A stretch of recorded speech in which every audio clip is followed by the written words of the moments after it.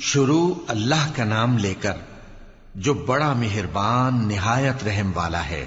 طاسین، یہ قرآن یعنی کتاب روشن کی آیتیں ہیں، مومنوں کے لیے ہدایت اور بشارت ہے، وہ جو نماز پڑھتے اور زکوٰۃ دیتے ہیں اور وہ آخرت کا بھی یقین رکھتے ہیں۔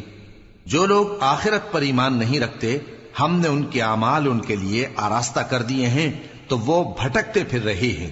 یہی لوگ ہیں جن کے لیے برا عذاب ہے اور وہ آخرت میں بھی بہت نقصان اٹھانے والے ہیں۔ اور تم کو یہ قرآن اس حکیم و علیم کی طرف سے عطا کیا جاتا ہے۔ جب موسیٰ نے اپنے گھر والوں سے کہا کہ میں نے آگ دیکھی ہے، میں وہاں سے رستے کا پتہ لاتا ہوں یا کوئی شعلہ یعنی ایک انگارہ تمہارے پاس لاتا ہوں تاکہ تم آگ تاپو۔ جب موسیٰ اس کے پاس آئے تو ندا آئی کہ وہ جو آگ میں تجلی دکھاتا ہے بابرکت ہے، اور وہ جو آگ کے ارد گرد ہے، اور اللہ جو تمام عالم کا پروردگار ہے پاک ہے۔ اے موسیٰ، میں اللہ ہوں، عزت والا، حکمت والا، اور اپنی لاٹھی ڈال دو۔ سو جب اسے دیکھا تو اس طرح حرکت کر رہی تھی گویا سانپ ہے، تو پیٹ پھیر کر بھاگے اور پیچھے مڑ کر نہ دیکھا۔ فرمایا، اے موسیٰ، ڈرو مت، میرے پاس پیغمبر ڈرا نہیں کرتے۔ ہاں، جس نے ظلم کیا پھر برائی کے بعد اسے نیکی سے بدل دیا تو میں بخشنے والا مہربان ہوں۔ اور اپنا ہاتھ اپنے گریبان میں ڈالو، بے عیب سفید و روشن نکلے گا۔ ان 2 معجزوں کے ساتھ جو 9 معجزوں میں داخل ہیں فرعون اور اس کی قوم کے پاس جاؤ کہ وہ بدکردار لوگ ہیں۔ پھر جب ان کے پاس ہماری روشن نشانیاں پہنچیں تو کہنے لگے یہ کھلا جادو ہے، اور بے انصافی اور غرور سے ان کو ماننے سے انکار کیا، جبکہ ان کے دل ان کو مان چکے تھے۔ سو دیکھ لو کہ فساد کرنے والوں کا انجام کیسا ہوا۔ اور ہم نے داؤد اور سلیمان کو علم بخشا، اور انہوں نے کہا کہ اللہ کا شکر ہے جس نے ہمیں اپنے بہت سے مومن بندوں پر فضیلت دی۔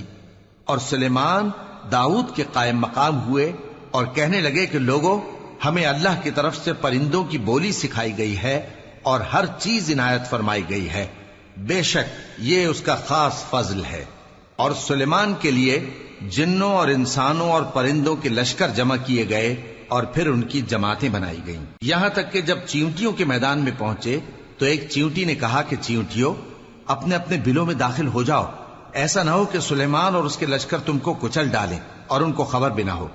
تو وہ اس کی بات سے ہنس پڑے اور کہنے لگے کہ اے پروردگار، مجھے توفیق عنایت کر کہ جو احسان تو نے مجھ پر اور میرے ماں باپ پر کیے ہیں ان کا شکر کروں اور ایسے نیک کام کروں کہ تو ان سے خوش ہو جائے، اور مجھے اپنی رحمت سے اپنے نیک بندوں میں داخل فرما۔ اور جب انہوں نے پرندوں کا جائزہ لیا تو کہنے لگے کیا سبب ہے مجھے ہدہد نظر نہیں آتا؟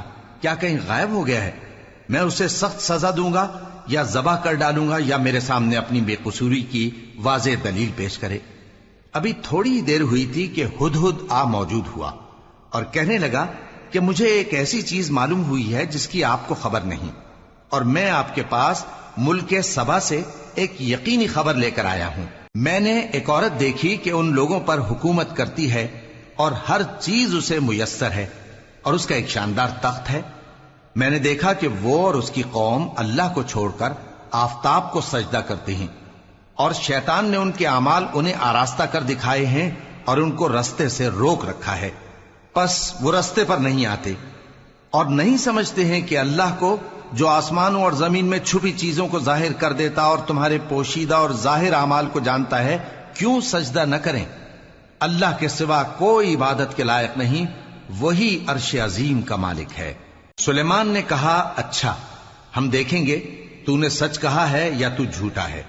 یہ میرا خط لے جا اور اسے ان کی طرف ڈال دے، پھر ان کے پاس سے ہٹ جانا اور دیکھنا کہ وہ کیا جواب دیتی ہیں۔ ملکہ نے کہا کہ دربار والوں، مجھ تک ایک نامہ گرامی پہنچایا گیا ہے، وہ سلیمان کی طرف سے ہے، اور مضمون یہ ہے کہ شروع اللہ کا نام لے کر جو بڑا مہربان نہایت رحم والا ہے، بعد اس کے یہ کہ مجھ سے سرکشی نہ کرو اور مطیع و فرما بردار ہو کر میرے پاس چلے آؤ۔ خط سنا کر کہنے لگی کہ اے اہل دربار، میرے اس معاملے میں مجھے مشورہ دو، جب تک کہ تم حاضر نہ ہو اور صلاح نہ دو میں کسی کام کا فیصلہ نہیں کیا کرتی۔ وہ بولے کہ ہم بڑے زوراور اور سخت جنگجو ہیں، اور حکم آپ کے اختیار میں ہے، تو جو حکم دیجیے گا اس کے انجام پر نظر کر لیجئے گا۔ اس نے کہا کہ بادشاہ جب کسی شہر میں داخل ہوتے ہیں تو اس کو تباہ کر دیتے ہیں اور وہاں کے عزت والوں کو ذلیل کر دیا کرتے ہیں، اور اسی طرح یہ بھی کریں گے، اور میں ان کی طرف کچھ تحفہ بھیجتی ہوں اور دیکھتی ہوں کہ قاصد کیا جواب لاتے ہیں۔ پس جب قاصد سلیمان کے پاس پہنچا تو سلیمان نے کہا، کیا تم مجھے مال سے مدد دینا چاہتے ہو؟ سو جو کچھ اللہ نے مجھے عطا فرمایا ہے وہ اس سے کہیں بہتر ہے جو تمہیں دیا ہے۔ حقیقت یہ ہے کہ اپنے تحفے سے تم ہی خوش ہوتے ہوگے۔ ان کے پاس واپس جاؤ، اب ہم ان پر ایسے لشکر لے کر حملہ کریں گے جن کے مقابلے کی ان میں طاقت نہ ہوگی، اور ان کو وہاں سے بے عزت کر کے نکال دیں گے اور وہ ذلیل ہوں گے۔ سلیمان نے کہا کہ اے دربار والو، کوئی تم میں ایسا ہے کہ قبل اس کے کہ وہ لوگ فرما بردار ہو کر ہمارے پاس آئیں، ملکہ کا تخت میرے پاس لے آئے؟ جنات میں سے ایک قوی ہیکل جن نے کہا کہ قبل اس کے کہ آپ اپنی جگہ سے اٹھیں میں اس کو آپ کے پاس لا حاضر کرتا ہوں، اور مجھے اس پر قدرت بھی حاصل ہے اور امانت دار بھی ہوں۔ ایک شخص جس کو کتاب الہی کا علم تھا کہنے لگا کہ میں آپ کی آنکھ کے جھپکنے سے پہلے پہلے اسے آپ کے پاس حاضر کیے دیتا ہوں۔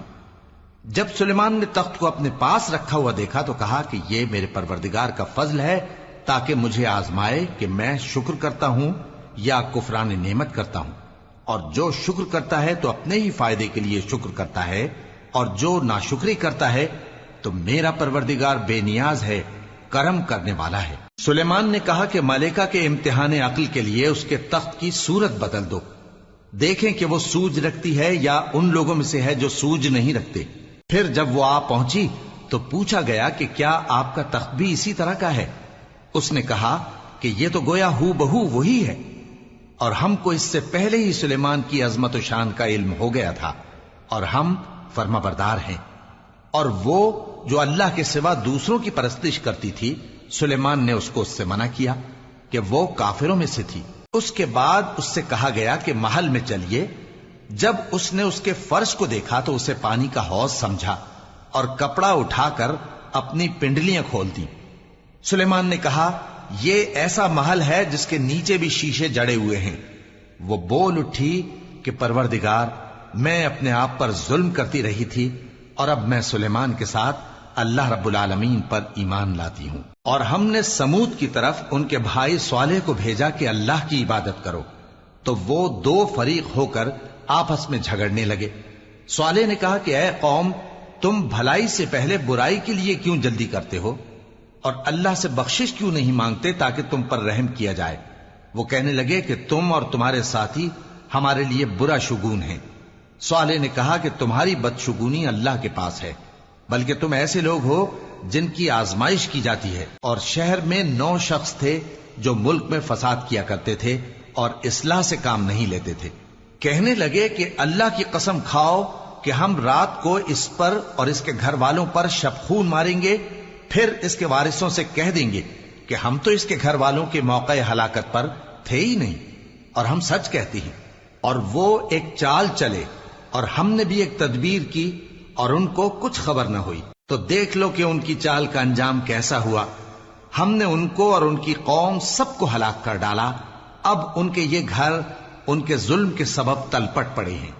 جو لوگ علم رکھتے ہیں ان کے لیے اس میں نشانی ہے، اور جو لوگ ایمان لائے اور ڈرتے تھے ان کو ہم نے نجات دی۔ اور لوط کو یاد کرو جب انہوں نے اپنی قوم سے کہا کہ تم بے حیائی کے کام کیوں کرتے ہو جبکہ تم دیکھتے ہو؟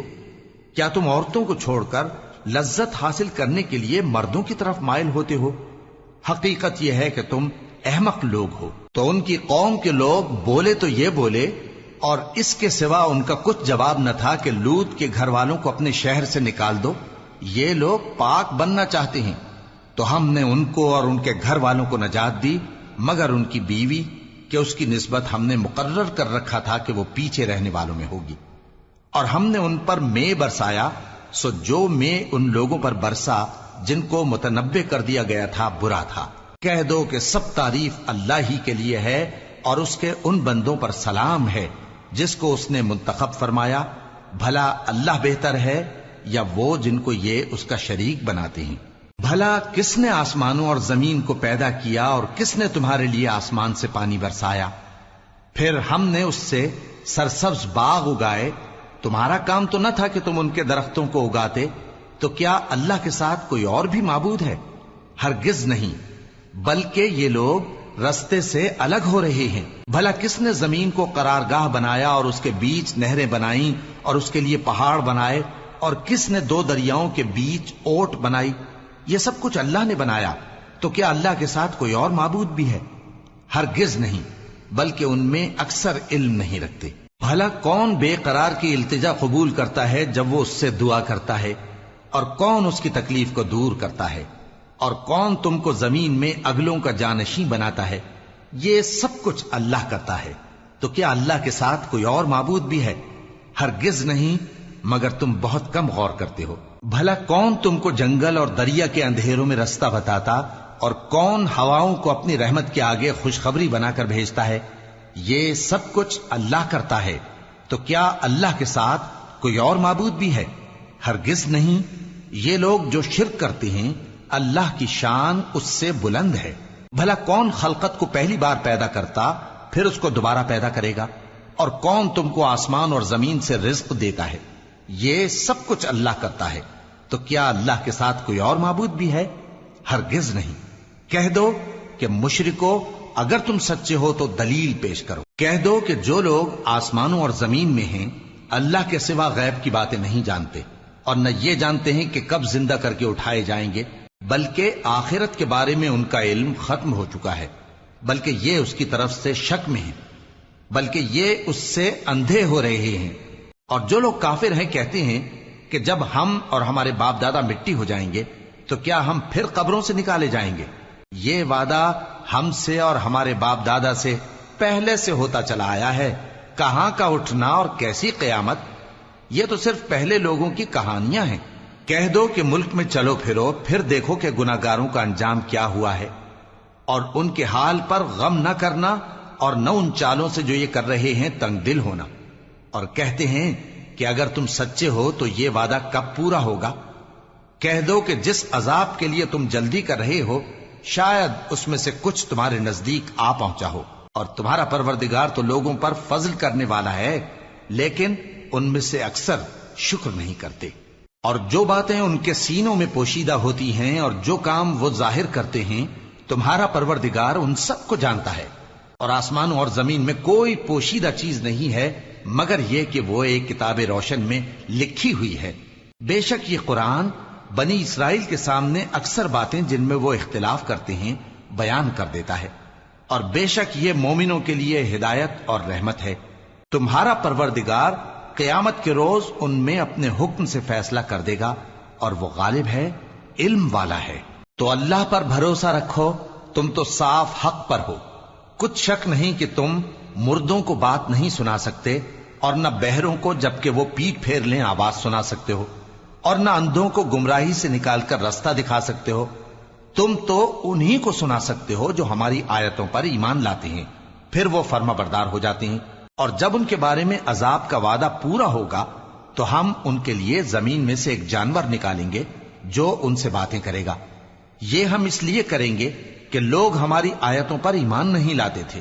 اور جس روز ہم ہر امت میں سے ایک بڑے گروہ کو جمع کریں گے جو ہماری آیتوں کی تکذیب کرتے تھے، پھر ان کی جماعت بندی کی جائے گی، یہاں تک کہ جب سب آ جائیں گے تو اللہ فرمائے گا کہ کیا تم نے میری آیتوں کو جھٹلا دیا تھا، حالانکہ تم نے اپنے علم سے ان کا احاطہ تو کیا ہی نہ تھا؟